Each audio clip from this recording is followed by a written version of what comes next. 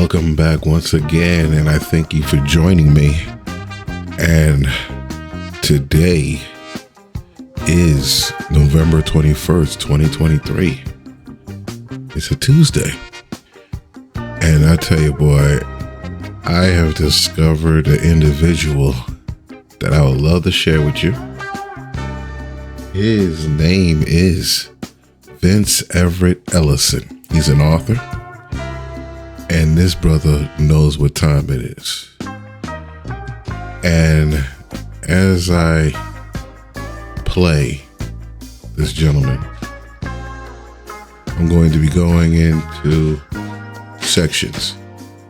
And here is the first section, the first part, where he talks about how evil the Democratic Party is. Let's check it out. I say the left, I mean the Democratic Party. The Democratic Party to me is the evilest organization in the history of the world. It was a party of slavery from 1800 to 1860. It was a party of the Confederacy from 1860 to 1865. It was a party of Jim Crow for 100 years, from 1865 to 1970. Now they're the party of atheism, Marxism, child murder, no borders, drug trafficking, you name it, they do it. They've always been an evil organization. There's never been a time in the history of America where the Democratic Party had to find a legal way to murder the American people. I mean, through slavery, through abortion, they got to find a way to kill somebody, man, because they're psychopaths. I say in my book that they are a cabal of, that their leadership is nothing more than a cabal of murderers, psychopaths, perverts, and anti-Christian bigots. And all they do is meditate on blood. So when I talk about Marxism, the first tenet of Marxism is like atheism. And of course, the Democratic Party, if you want to try to put prayer in schools, you know what they're going to do, right? They're going to go to court to block it. They're going to vote against it. If you kneel at a football game to protest your government, they'll applaud you. If you kneel at that same football game to pray to Jesus Christ, they want to put you in jail. Any government program, they want to make sure that you cannot praise God in it. I mean, they passed the Equality Act last session. The Equality Act would have made churches give LGBTQ, weddings. If they didn't do it, they would take their tax exemption. They tried to make sure that private Christian schools had to do the same thing, or they were going to take their tax exemption. They want to socialize medicine. They want to control public education of all the children. They want to decide who gets what. They want to decide what car you can drive. They want to decide what stove you can have in your house. They want to decide what foods you can eat. They want to say that they can control the weather. Yeah, they're a bunch of crazy people, and they're Marxists. And we have to do all we can to defeat them. What did I tell you? Is this guy not the realest? This guy, he's absolutely not for the meek. This guy's awesome. And at the end, he's going to tell you where he could get his books and his stuff. Also, don't forget to like and subscribe. Subscribe to the Rumble. Let me see here. If I could, yeah, you see, I'm on everything. I'm on YouTube, Spotify, Rumble, Instagram, Twitter, TikTok, Facebook. So don't forget to check me out over there. So the next part is he's going to go into that the left, the Democratic Party, was started by the KKK. They are the KKK. So let's go ahead and go into that here. Yeah, to give you some context, I was raised in Brownsville, Tennessee. I was born on a cotton plantation. My father was a sharecropper. And the most violent Klan faction in the South was the Tennessee Klan. And its Grand Wizard lived in Brownsville, Tennessee. Matter of fact, he's alive right now, still living in Brownsville, Tennessee, as we speak. I've been chased by these people my whole life. My brothers and I have been chased by them, and my father my whole life. They killed my great-grandfather, shot him in the chest, killed him. They ran my father And my grandfather off of the cotton plantation in 1960, when he registered to vote. So yeah, I know all about the Ku Klux Klan. They came about after the Civil War. Matter of fact, they started in Tennessee. The Confederate general by the name of Nathan Bedford Forrest started the first Klan faction in Pulaski, Tennessee in 1866. And they started it because black slaves were free and they wanted to keep them under control. So they knew that black people had these superstitions about ghosts. So they put on these masks and put them on their horses, and they would ride out to whatever black person was trying to do anything in politics, and they would scare them, and they would beat them, they would kill them, they'd hang them, they'd castrate them. And that was how they kept black people under control in the South, and they were part of the Democratic Party. The Democratic Party and the Confederacy was one and the same. So when the Confederacy lost, the Democratic Party still controlled everybody down South, and they wanted to keep control because the black slave was now, because at the end of the Civil War, they had disenfranchised most of the old white Confederates. So the black slave was given the right to vote and own property, and they wanted to make sure that they kept him subjugated. So even now, when you look at the black community and you see that the Democratic Party still wants to disarm them inside of Chicago and in Detroit and in Memphis, wherever you go, it's because of that same concept. They got to keep black people under control. They want to keep the public educational system under government control so that black people can't get an education. They want to destroy the black family so the black man can't protect his wife and his children. They want to make sure that they bring the fentanyl and the drugs in so they can keep the people completely inebriated and under their control. And whatever they do it, they win. John F. Kennedy said, in the 1960s, if you want to talk about communism, he stood in front of the Berlin Wall. He said, if those who want to talk about communism, talk about how good it is, let them come to Berlin. Well, I said, if you want to talk about the Democratic Party, how good it is, let them come to Detroit. Let them come to Chicago. Let them come to LA. Let them come to Memphis, Seattle, Portland. Wherever they rule, it's nothing but graffiti, crime, hatred, dope, fighting, and crime. And they win. And they're not going to stop it because that's how they win. He is the one. Man, this brother, he's speaking truth to power. Truth to power. I don't know what's up with people. They ain't. Why the Negro always voting for these fools? Like they can wake up. I mean, I've had old friends talking about locking up Trump, and I'm like, what for? And they really can't tell me. Oh, he's all the stuff that he did, bruh. Come on, man, tell me something. But he don't want to talk about it. I mean, the brainwash is real. These are the NPCs. This is why we can't get nowhere. And then they're flooding us with more NPCs. And he's going to go into that. He's going to go into that next of why they vote for these clowns. The NPCs vote for them. Let's go into that. It's Stockholm Syndrome.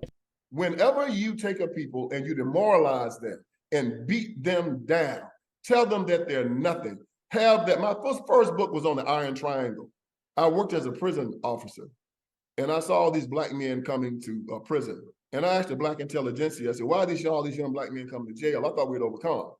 Well, of course, the old refrain was, evil, rich, white Republicans, they hate black people. Well, I was naive, and I said, really?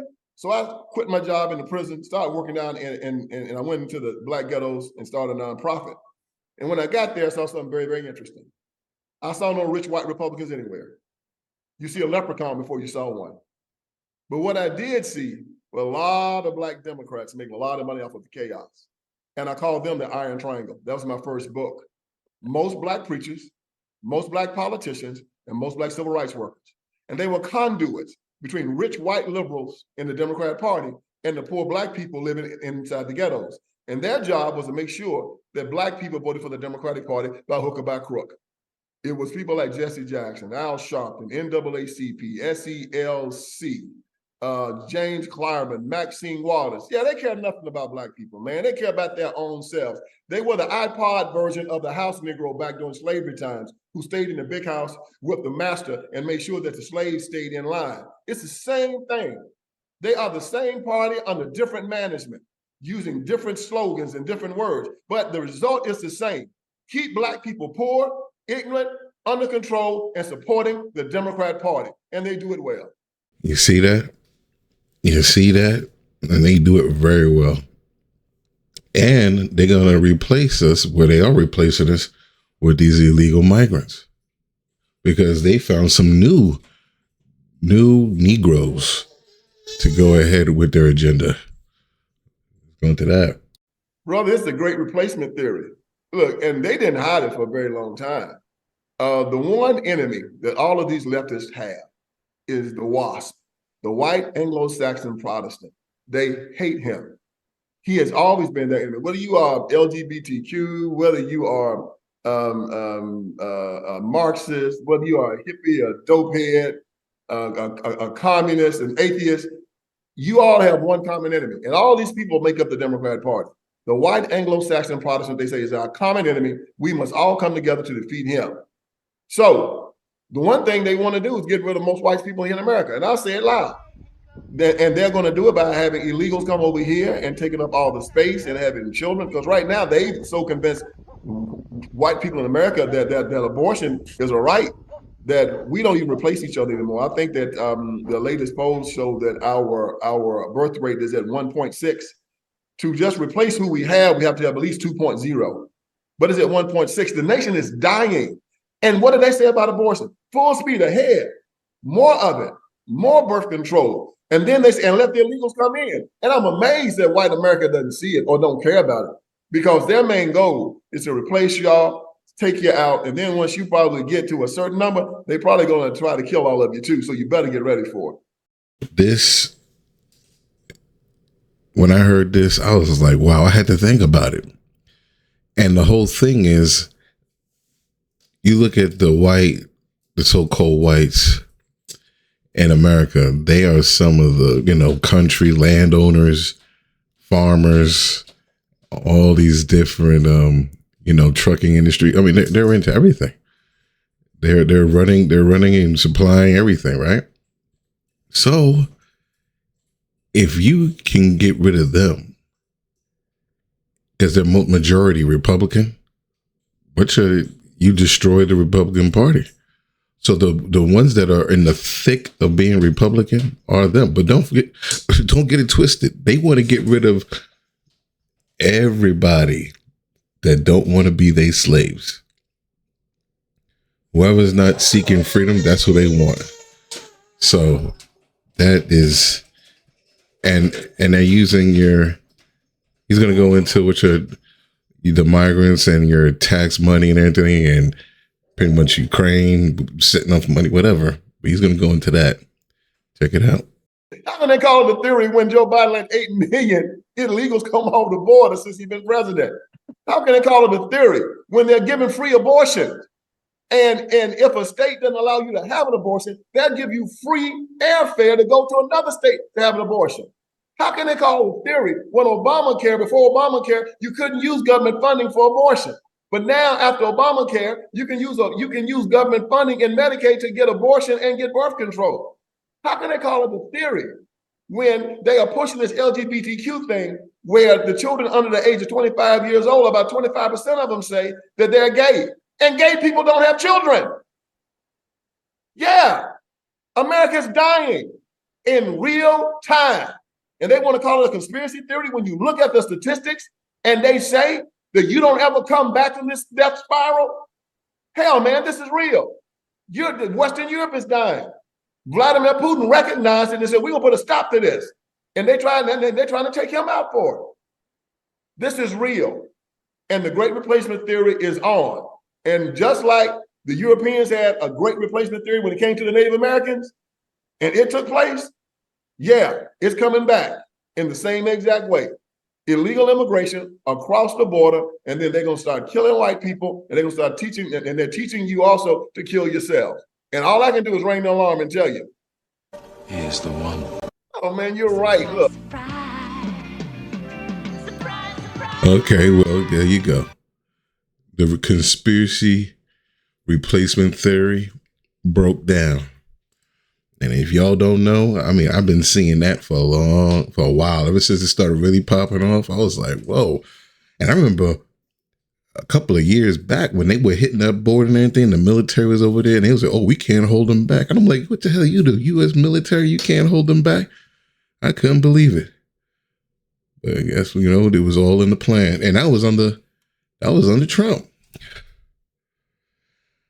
All right. Well, this part is where he talks about the how these Democrats, how these liberals think the economy is great. That this inflation is fine. It's just like it's not because of what the Democrats are doing. This been this way. They got a messed up bag. They got a messed up economy that they have to deal with, and they're doing great by sending off our money to foreign countries to promote wars and everything. So let's go get into that. Oh man, you're right. Look, how do you know a Democrat's lying? His lips are moving. Pete Buttigieg is a pervert and a maniac. Nobody should even put him anywhere near close to a government cabinet position. But those are the people that Joe Biden like to have around him.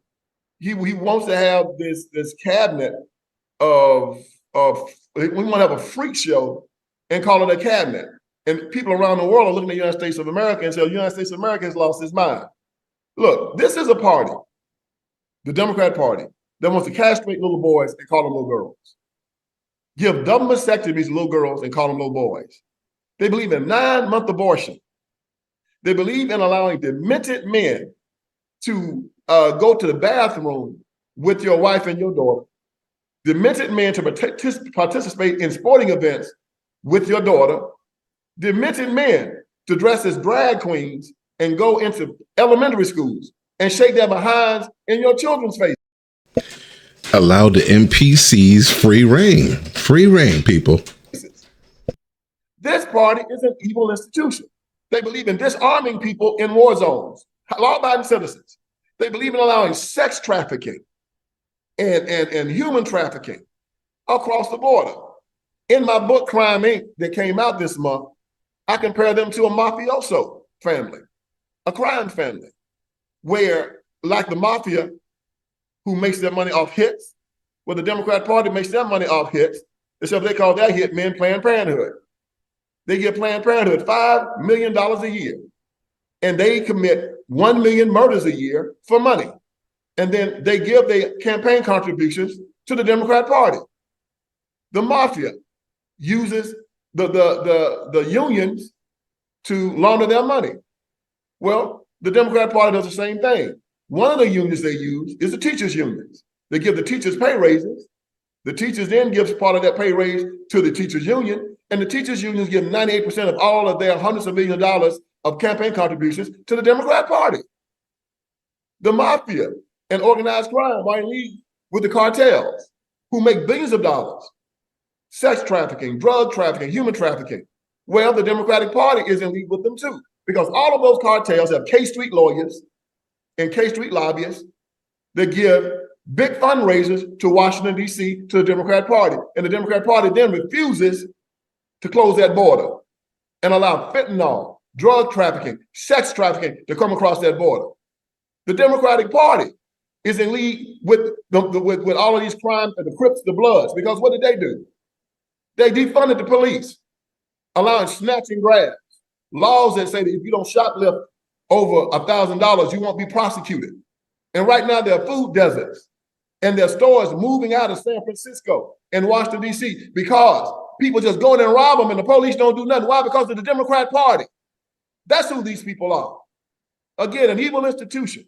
And I want all of your viewers to go get Crime Inc. Go on Amazon or go to my website, VinceELlison.com, and look at my books, and you'll see how evil this party actually is.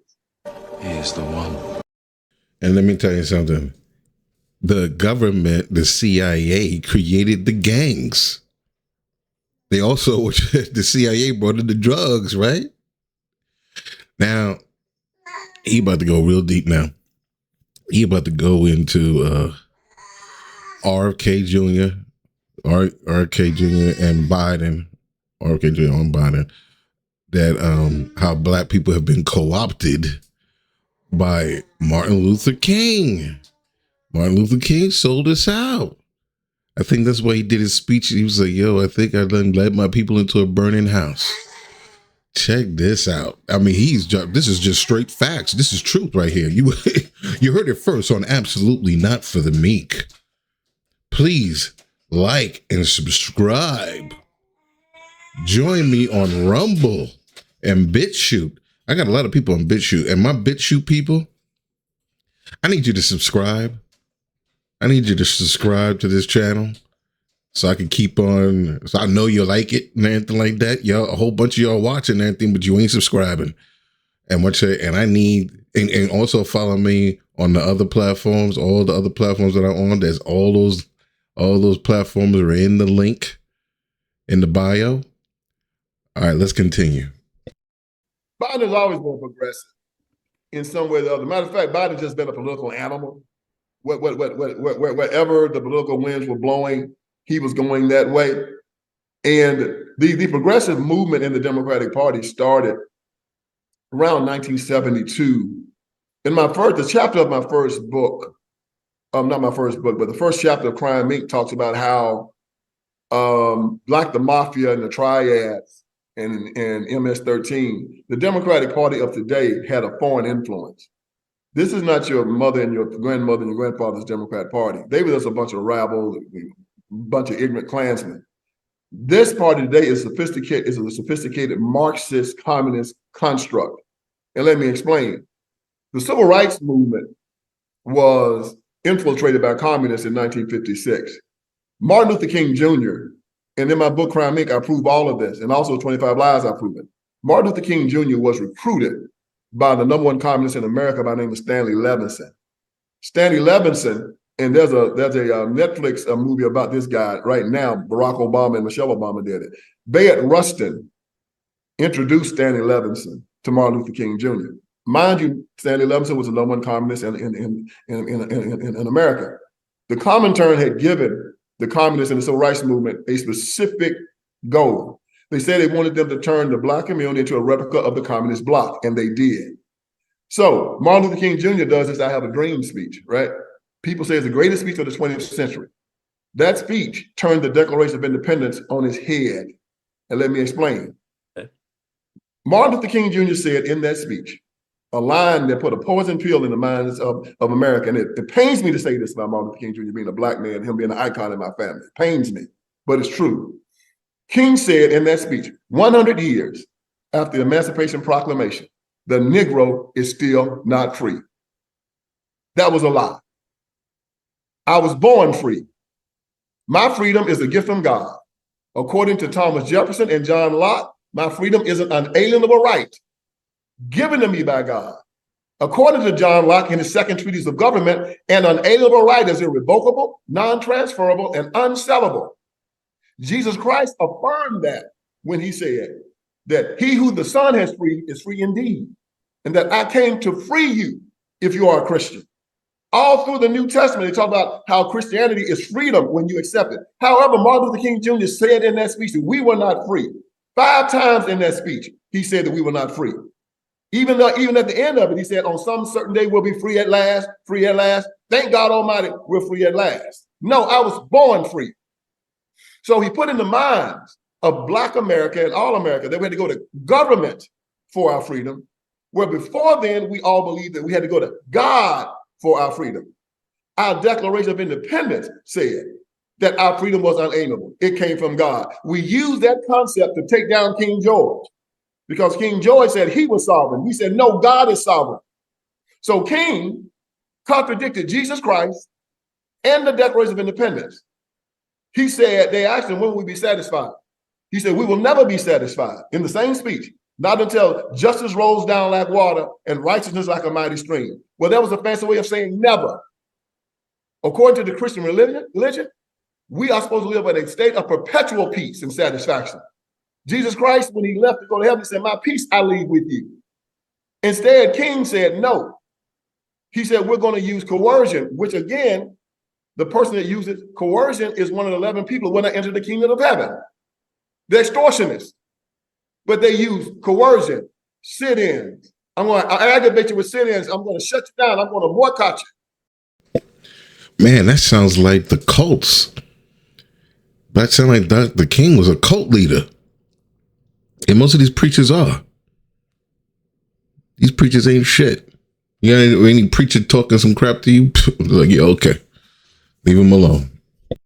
I'm going to go to government, get a law passed, and put a gun in your head to make you do what I want. Where Jesus Christ said, no, you're supposed to change the heart. You don't use government. You don't use the law. Jesus Christ didn't use the Romans to press his Christianity. King was a Christian minister. The law was the last thing he was supposed to use. You know who the first recipient of the Margaret Sanger Award was in 1966? Martin Luther King.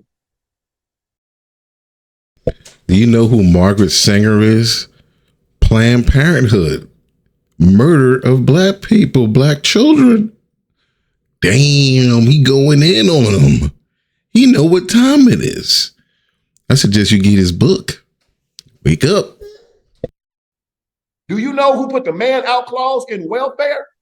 So that if the woman was married, she couldn't get any help from government? Martin Luther King.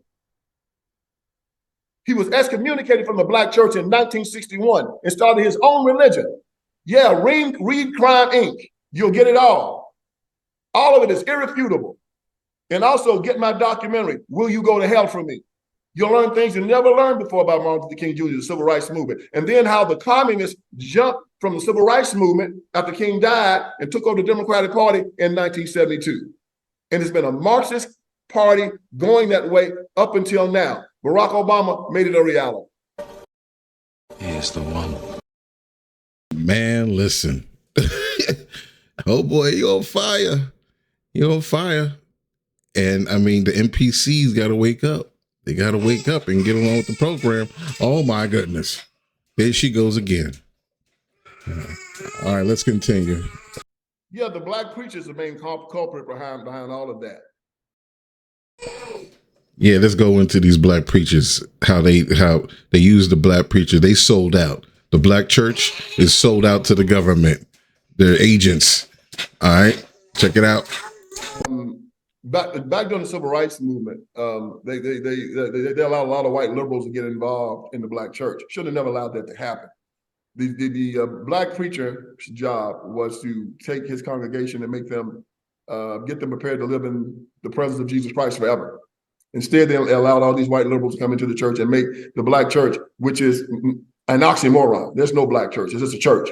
But they made the black church a political arm of the Democrat Party. Now, the vast majority of black preachers, maybe about 90% of them, are on the Democrat Party payroll. And they started this apostate ministry called Black Liberation Theology and Prosperity Ministry. And these two apostate religions started telling black people that Jesus would have identified with black people because he was oppressed and we was oppressed. He wouldn't have identified with white folks. And then you have prosperity ministry that says you're supposed to be with God for money. So what they've done, they've taken the black community and they've taken our religion and they've made it more political than anything else. And that's why we suffer. But these white liberals are the ones that causes this. The black preacher is just a dude. He's an idiot. He's not educated, but he's just an apostate. Just like Jesus dealt with the Pharisees and the Sadducees back in his day. They were in cahoots with the Romans. And the Jews were under the heel of the Roman Empire because the Sadducees and the Pharisees were in cahoots with the Roman government. Matter of fact, they went to the Roman government to get Jesus killed, if you can remember. They didn't kill him, they went to the government. The black preacher, as my father told me when I started getting involved in politics, he said, son, you trust a bootlegger before you trust a black preacher. They are the worst people walking the face of this earth. Sharpton, Jesse Jackson, the whole caboodle. Why do I say that? Well, when Jesus Christ told his disciples, I'll tell you how to spot a false prophet. You'll know a tree by the fruit it bears. He said they're going to come to you as wolves in sheep clothing, but don't listen to what they say or what they do. Watch their results. He said you will not get good fruit from a bad tree, a bad fruit from a good tree. Each tree and its fruit will be after his own. Well, when you look at the black community and the fact that we're at the bottom of every socioeconomic statistic in America, you have to say that the fruit is bad. Fighting, stealing, acting a fool, dope, you name it, killing. The most violent people in America are the people in the black community. We cause over 6% of the crime in the United States of America. If you look at the black community and you say that the fruit is rotten, The tree that he came from had to be run. And the tree is the black preacher. He's a liar, he's an apostate, he's an affront to God. And I confront them every chance I get. Man, that's straight up. Man, we have been sold a bill of goods. This is COINTELPRO. I mean, this is known history, but yet we don't listen. We don't listen to the elders.